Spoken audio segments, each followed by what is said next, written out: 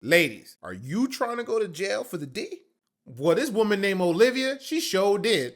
So it was just like any other day. Olivia was finishing up her 8-hour shift. See, Olivia was a bank teller at a local credit union. So her and her coworker Stacy had already locked up for the night, or so they thought. They headed towards the back of the bank, to document the inventory counts for the day. Little did they know that an intruder had already somehow made his way into the back of the bank. And before you know it, they was face to face with a bank robber. He was obviously armed, and he was carrying duct tape, handcuffs, a can of black spray paint, and a couple of lawn-sized garbage bags. He ordered the tellers to quickly unlock the vault and not make any sudden movements. Then he ordered the women to lay face down on the floor. He placed duct tape over their mouths and handcuffed their hands behind their back. This is when the robber used the black spray paint can and kind of just sprayed, all the video cameras in the bank. And after he did that, he went back to the vault and put as much of the money in those garbage bags as he could fit. The robber made the women get inside the vault and just slammed it shut. A getaway driver was at the ready, waiting in a van at the back entrance, and the robber made a clean getaway. The robber slid off with $1.3 million. The two women tried to collect themselves. They waited for a few minutes to see if the coast was clear. Olivia was able to kind of wrestle herself free out of the handcuffs. Luckily, she still had her cell phone on her, and so she quickly called 911. When the police arrived, they freed the women that were trapped inside the vault. Investigators took statements from both of the women. At the time of the robbery, Olivia was the head bank teller, so police were asking her about, the proper protocol to follow in the event something like this should happen. They also asked her to recall any details that she may have remembered about the robbery. And they wanted her to retrace the events that happened step by step. The police also took the pieces of duct tape and the handcuffs into evidence to see if they could lift any fingerprints off of them. And that's when investigators realized that the handcuffs used were like those imitation handcuffs. Real handcuffs, require a key, to open them. But these, had a little latch on them. And with a quick Google search, police realized that these can be purchased from any party supply store. So the police decided to, take a stab in the dark and just call all the local party supply stores to see if anyone had bought handcuffs. Tell me why.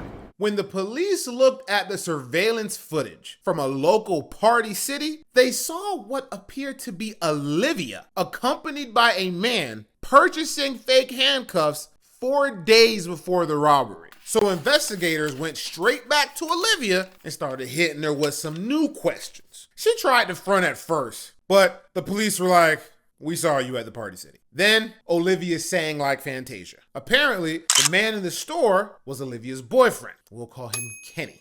And Kenny, in fact, was the bank robber. They had only met a few months prior in the bank one day and got caught up in a whirlwind romance. They both bonded over their love for their children and sympathized with each other since they were both previously married. If you ask me, they must have been bonding over something else too, because I don't see how after a few months you down to do a robbery with a dude. I don't get it. Something must have been really good. She and Kenny planned the robbery together, and the plan went perfectly. In their minds, the plan went off without a hitch. They were supposed to run away together and make a fresh start with that $1.3 million.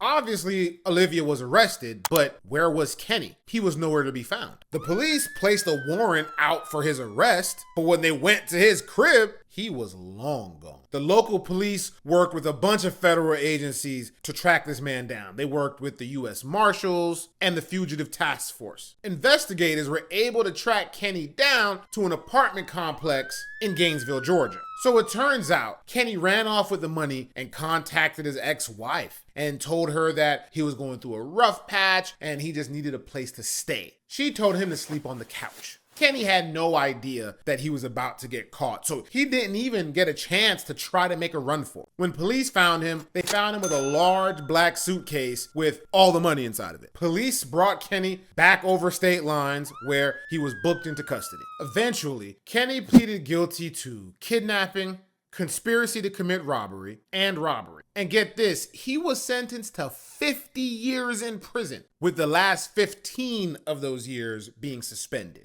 Olivia pled guilty to the same, with the exception of the kidnapping charge, and was sentenced to 20 years in prison, with the last 5 years being suspended. Damn. I mean, I get that they deserve some time, but I don't know, to me that seems a bit excessive. I mean, nobody was hurt and they did recover all the money. I guess Uncle Sam ain't playing about that money. Moral of the story, ladies, stop falling in love with people so fast. Damn.